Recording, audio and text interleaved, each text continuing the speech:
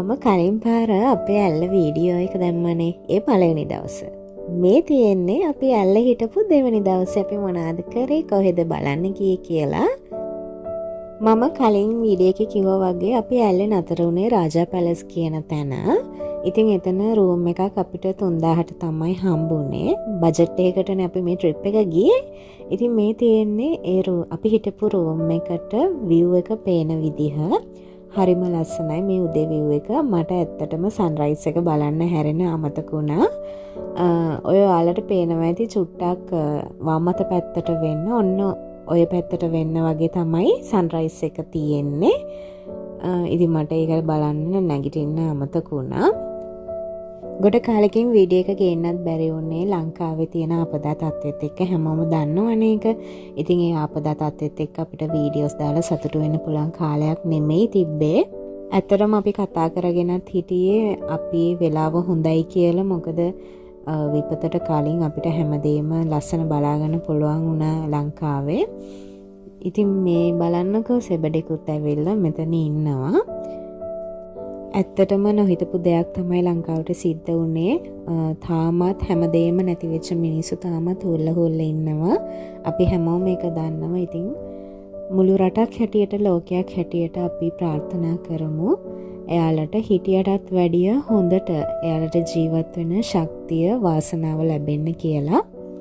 හරි, අපි දැන් ඉක්මනට ලෑස්ති වෙලා යමු. අපි යන ඊළඟ තැන මොකද්ද කියලා බලන්න. අපි මෙතනදිම තමයි බ්‍රේක්ෆාස්ට් එකත් අරගෙන ගියේ. මේ බලන්නකෝ දිව්‍ය ලෝකයක් වගේ තැනකට තමයි අපි දැන් මේ ගියේ. හරිම ලස්සනයි. මගේ ජීවිතේ ආසාවෙන්ම හිටපු තැන මේක. ආසාවෙන්ම යන්න හිටපු තැන මේක. ඉතින් හරිම සතුටුයි. මගේ හස්බන්ඩ්ට ගොඩාක් ස්තුතිවන්ත වෙනවා මම මේ වගේ ට්‍රිප් එකක් එක්කන් ගියාට. මොකද ලංකාවේ මෙච්චර ලොකු ස්වභාවික විපතකට කලින් අපි නුවරඑළිය ඇල්ලේ තියෙන සුන්දරත්වය දැක බලා ගන්න අපිට පින් තිබ්බා ඇස් දෙකට. හැබැයි ඉතින් විපතට පස්සේ මම හිතනවා තිබ්බටත් වැඩිය හොඳට ලස්සනට අපේ මිනිස්සු අපේ රට හදලා ගනී කියලා. එතකොටත් අපි හරි ආසාවෙන් ඉන්නවා සංචාරය කරන්න. මේ බලන්නකෝ මෙන්න මෙතන මම දැකලා තියෙනවා TikTok වල එහෙම හරි ලස්සනට වීඩියෝස් දාලා තියෙනවා. ඉතින් මේක මගේ ඇස් දෙකට දැක ගන්න හම්බුණා. ලොකු භාග්යක් ඒක. ඇත්තටම මට හිතෙනවා මේ වලට කොච්චර සල්ලියක් වියදම් කරලා ඇද්ද, කොච්චර මහන්සි වෙලා ඇද්ද එහෙම කියලා. ඉතින් පඩියෙන් පඩිය නැගගෙන ගියාට පස්සේ මෙන්න තියෙනවා ලස්සනම තැන. ඉතින් බලන්නකෝ මං කියනවට වැඩිය ඔයාලා බලනකොට ඔයාලට හිතේ ඒක කොච්චර ලස්සනද කියලා.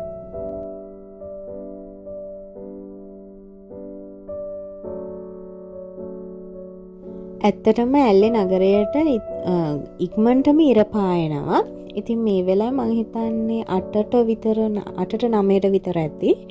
ඇත්තටම තද අවුවක් තිබ්බේ. හුළඟත් එක්ක අපිට ඒ අවුව දැනුන්නේ නැහැ. හැබැයි ඇඟ ඇතුලේ නිකන් පිච්චෙන ගතියක් වගේ එච්චරටම අවුවක් තිබ්බා. මොකද මේක උස තැනකනේ තියෙන්නේ. එතකොට අවුව දැනෙනවා ගොඩක් වැඩි.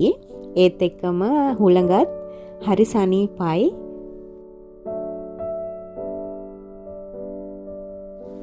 ඉතින් බලන්නකෝ එතන අර පේන්ට් කරලා තියෙන ඒ පාටවල එහෙම තියෙන හරි අමුතු ලුක් එක. ඒක මට ඒ කියන්නේ මේ ෆොටෝ එකට වැඩිය S2 එක දකින්න ඕනේ ළමයි.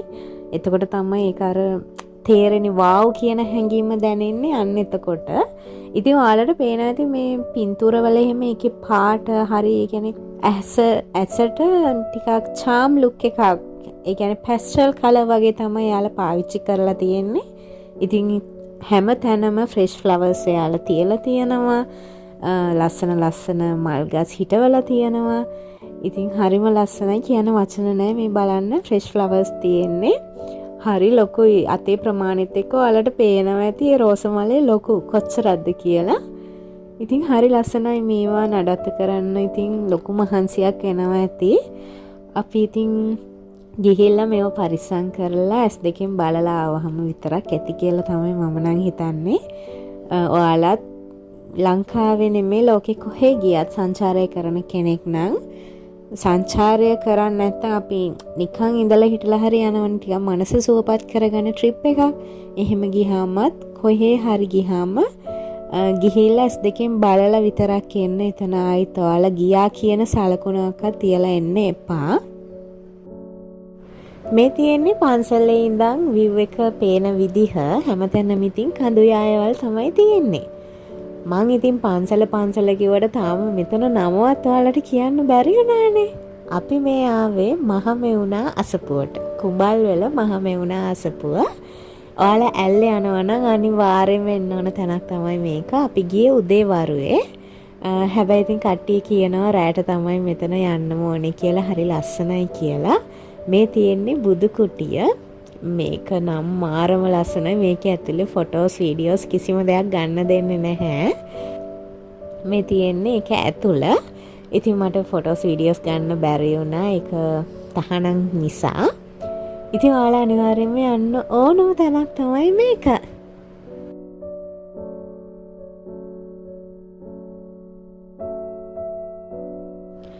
ඔන්න අපි එතනිනුත් පිටත් වුණා. අපි ගියේ ට්‍රීවිල් එකේ. මම පළවෙනි වීඩියෝ එකේ කිව්වා ඔයාලට අපි ගියේ ට්‍රීවිල් එකේ. මොකද අපි මේක බජට් ට්‍රිප් එකක් තමයි ප්ලෑන් කරගෙන හිටියේ. අපි ට්‍රීවිල් දෙකක් තමයි ගියේ. ඉතින් ට්‍රීවිල් එකේ යද්දී නම් එච්චර අමාරුවක් වුණේ. පොඩි පාරක් තියෙන්නේ. හැබැයි වෑන් වල එහෙම යද්දී නම් ටිකක් ඔයාලා ඩ්‍රයිව් කරන්න අමාරු වෙයි. මොකද වංගු ටිකක් වැඩි එතන. ඉතින් ඒක නිසා පොඩක් බලාගෙන පරිස්සමට යන්න. අපි දැන් බලන්න යන්නේ දෙමෝදර view point එක. අපි මේ කොහෙද දන්නවද ඉන්නේ දැන්? මේ ඉන්නේ කන්දක් මුදුනටම ඇවිල්ලා. ඉතින් බලන්නකෝ මාත් මතක ඇති කාලෙක කන්දක් මුදුනටම ආපු පළවෙනි පාර. ඉතින් ඒකෙත් වීඩියෝ එකක් ගත්තා. අපි දැන් දෙමෝදර view point එකට ගිහිල්ලා මෙන්න මේ තියෙන කෝච්චිය මෙන්න මේක බලන්න අපි මං හිතන්නේ පැය භාගයක් විතර එතන කට්ටක් කෑවා. ඉතින් කමක් නෑ, හරි ලස්සන දෙයක් නේ. ඉතින් ජීවිතේ පළවෙනි පාරට මේ වගේ අත්දැකීමක් ගන්නෙ. ඉතින් පැය ගාණක් හිටියත් මොකද නේද? මේ කෝච්චිය බලන්න තමයි අපි එච්චර වෙලාවක් හිටියේ. හරි ලස්සනයි. මෙන්න මේ විදිහට කෝච්චිය පාලෙමින් නැගලා බැහැලා අර කන්ද වටේ යන පොඩි රවුමක්. ඉතින් ඒක අපිට ඈතින් ඉඳන් බලන්න පුළුවන්. මේක ටයිම් එකකට විතරයි බලන්න පුළුවන්. ඒකයි මේක ගොඩක් විශේෂ. බලපු අය ඉන්නවනම් අනිවාර්යෙන් කමෙන්ට් එකක් දාගෙන යන්න. ඒ අත්දැකීම කොහොමද කියලා. ඇත්තටම ළමයි මේ වෙලාවේ මාරම අවුවයි, පිච්චෙන්න අවුව තියෙනවා. ඒත් අපි ඉතින් අවුව කොහොම හරි අභියෝගයක් කරගෙන කොහොම හරි මේ වීඩියෝස් ක්ලිප් ටික ගත්තා. මොකද මෙච්චර උඩකට ඇවිල්ලා මේක බලුවේ නැහැ කියන්නේ ඇත්තටම වැඩක් නෑනේ ළමයි. ඔන්න බලන්නකෝ දැන් තමයි ලස්සනට මේක පේන්නේ. මම වොයිස් එක ගන්න වෙලාවේ මෙහෙට හොඳටම වහිනවා. ඉතින් වැස්ස ඔයාලට බාධාවක් වෙයිද දන්නෙත් නැහැ. ඒක පොඩක් ගණන් ගන්න එපා. මම හිතනවා මගේ වොයිස් එක ඔයාලට ඇහි කියලා පැහැදිලිව.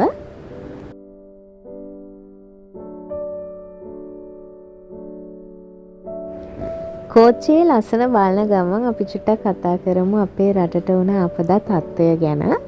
ඉතින් මේ වීඩියෝ එක බලනවා නම් කෙනෙක් ඒ ආපදා තත්ත්වයට ගොදුරු වෙච්ච කෙනෙක් නම් මම ඔයාට කියන්නේ වෙච්ච දේවල් වෙලා ඉවරයි. ඒ දේවල් ආයෙත් ආපස්සට ගන්න බෑ. ඒ කිසිම දෙයක් අපිට හරවන්න බෑ. ඔයාට හැබැයි ඔයාගේ ජීවිතේ ඉතුරු වෙලා තියෙනවා. ඒකට ඔයා දෙවියන්ට ස්තුතිවන්ත වෙන්න. හැමදාම ජීවිතේ එකම විදිහට තියෙන්නේ ප්‍රශ්න අභියෝග බාධක මේ හැමදේම ජීවිතේට එනවා. ඒත් පොඩි කාලයකට විතරයි. ඊතුරු කාලේ ඔයාට හිතේ සැනසීමෙන් හරි ශක්තිමත්ව හිතපු තැනටත් වැඩිය ඉහළ තැනකට ඔයාව ඔසවන්න ඔයා වග බලා ගන්න. මොකද අපිට අපේ ජීවිතේ ලැබෙන්නේ අපි කරපු කියපු දේවල් විතරයි. වෙන කිසිම කෙනෙක් කරන කියන දෙයක් අපේ ජීවිතවලට ලැබෙන්නේ නැහැ. ඒක හොඳට මතක තියාගන්න. ඔයා වැරදි කරපු කෙනෙක් නම් අද ඉඳන් හැදෙන්න සබහා ධර්මයේ ඔයාට පාඩමක් ඉගැන්නුවා. ඔයා ඒකවත් බලාගෙන පොඩක් හැදෙන්න ඉස්සරහට හරි සාධාරණව ජීවත් වෙන්න වග බලා ගන්න. ඔයා සාධාරණව ජීවත් වෙච්ච කෙනෙක් නම් ඔයා හිතන්න එපා ඇයි මටම මෙහෙම වුනේ මං හැම අතින්ම හොඳයිනේ අරකද මේකද කියලා හිතන්න එපා. ඔයාගේ මොකක් හරි දෛවයේ තිබ්බ පුංචි වැරැද්දක් ඒ පව ගෙවිලා ඉවර වුණා. ඒකට සතුටු වෙන්න. ස්වභාවදාම අපිට මේ කියලා දීපු ලොකු පාඩම අපේ ජීවිතේට ලොකු පාඩමක් කරගෙන අපි ජීවිතේ හරි ගස්සගමු. මොකද ස්වභාව ධර්මයට පිටින් කිසිම දෙයක් නැහැ. මම හිතන්නේ ස්වභාව ධර්මයට පිටින් තියෙන බුදුදහම විතරයි. තමන් අදහන ආගම විතරයි. ඉතින් ඒකට පිටින් වෙන කිසිම දෙයක් නැහැ. අපි මේ ආවා පුහුල් පොළ ජලාශය බලන්න. ඉතින් මට මේ වීඩියෝ ක්ලිප්ස් ටික බලද්දි මතක් වෙනවා මේ තැන් දැන් කොහොම ඇද්ද කියලා. ඇත්තටම ඇස්වලට කඳුළුත් එනවා මේ වගේ තැන් දැන් වීඩියෝස් වල දකිද්දී. මේ සුන්දර පරිසරය මං හිතනවා ස්වභාව ධර්මයේ විසින්ම ආයිත් අපිට ලැබලා දෙයි කියලා. ඉතින් අපි ඒකත් බලලා අපි පිටත් වුණා නුවරඑළිය යන්න. රෑ වෙනවට වැඩි අපි දැම්මම පිටත් වෙන එක හොඳයි කියලා තීරණය කරපු හින්දා අපි මේ වෙලෙදිම නුවරඑළිය යන්න තීරණය කරා. ඉතින් මේ යන ගමන් මග තමයි මේක. ඉතින් ඒ නුවරඑළිය ගියාම ඉතින් මල් වත්තට නොයා බෑනේ. මේ තියෙන්නේ අපි මල් වත්තට ගිය වීඩියෝස් ටිකක්.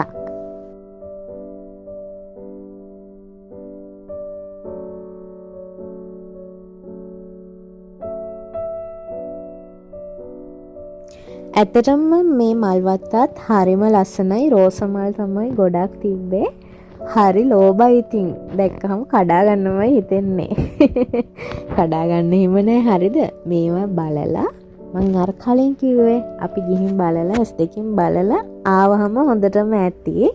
ඔයා එතනට ගියා කියලා කිසිම සලකුණක්වත් මාක් එකක්වත් තියලා එන්න එපා. ඇල්ලේ ඉඳලා පිච්චි ඇවිල්ලා දැන් ඉතින් සීතලේ ගෙහි ඉන්නවා. නුවරඑළිය නම් හරි සීතලයි. හැබැයි ඉතින් මේ පැත්තේ මිනිස්සු කිව්වේ තාම සීතල පටන් ගත්තේවත් නැහැ කියලා. අනේ මන්දයි මිනිස්සු සීතල දවස්වලට කොහොම ඉන්නවද කියලා මට නම් හරි අමාරුයි සීතලේ ඉන්න. මොකද පීනසේ තියෙනවානේ. ඒක නිසා ඉතින් මේ බලන්නකො ලස්සනට ඒගොල්ලෝ මල් ඒවා හදලා තියෙනවා. ඉතින් මේවා නඩත්තු කරන ලොකු වියදමක් යනවා ඇති යාලට. ලොකු මහන්සියක් වෙනවා ඇති අපිට බලන්නනේ. ඉතින් නේද සංචාරක ව්‍යාපාරය දියුණු කරන්නනේ යාලා මේ දේවල් කරන්නේ. අපි ඒකට අනිවාර්යෙන් වටිනාකමක් දෙන්න ඕනේ ශ්‍රී ලාංකිකය හැටියට. මේක වීඩියෝස් වලට හරියට පේන්නේ අර ඈතින් තියෙන සුදු මල් ටික හරි ලස්සනට පේනවා S2කින් දකිද්දී. ඉතින් මේ බලන්න මේ ගහ මං හරි ආස වුණා ඒ ගහට. ඒ ගහේ කොළ නෑ රතුම රතු පාට චූටි නිකන් මලක් වගේ තියෙන්නේ. හරි ලස්සනයි. ඉතින් මේ ගස් ටිකත් බලන්නකෝ හරි ලස්සනට යාලා කප්පාදු කරලා තියෙනවා. ඇතුළට යද්දි කැලෑව වගේ මේ විදිහට 12 පාරක් ගලාගෙන යනවා. තව ඇතුළට යන්න පුළුවන්. අපි ඉතින් ගොඩක්ම ඇතුළට ගියේ නැහැ. ටිකක් හවස් වෙගෙන ආපු හින්දා රූම් එකක් හොයාගන්නත් ඕනනේ. අපි රූම් එකක් බුකින් දාලා නෙමෙයි ගියේ. අපි තීරණය කරේ එතනට ගිහිල්ලා රූම් එකක් බලනවා කියලා. මොකද අපි නිවාඩුව මුල වගේ ආවේ. එතකොට වැඩි කට්ටිය එහෙම සෙනග හිටියේ නෑ. හැබැයි ඇල්ලට වැඩිය නුවරඑළියේ ටිකක් සෙනග වැඩියෙන් හිටියා. අපි හිතපො නැති විදිහට. ඊළඟට ඉතින් අපි දැන් රූම් එකක් හොයාගෙන ගියා. මේ තියෙන්නේ ග්‍රෙගරි පාක් එක. අපි ඉතින් ග්‍රෙගරි පාක් එකේම පාක් එක ළඟම තමයි රූම් එකක් බැලුවේ. අපිට ඉතින් රූම් එකකුත් හම්බුණා. ඇත්තටම රූම් වල ප්‍රයිස් ගොඩක් වැඩි මෙතන ග්‍රෙගරි පාක් එක ළඟ. තාම ඉතින් අර වැකේෂන් ඒව නැහැනේ. ඒක නිසා අපිට 3500ට රූම් දෙකක් හම්බුණා 7000ට. මේ තියෙන්නේ රූම් එකේ ඉඳන් රෑට view එක පේන විදිහ. එහෙනම් ඉතින් අපි ඊළඟ වීඩියෝ එකකින් හම්බ වෙමු. ඊළඟ දවසේ අපි මොනවද කරේ කියලා. එතකන් හැමෝම සතුටින් පරිස්සමින් ඉන්න. බයි.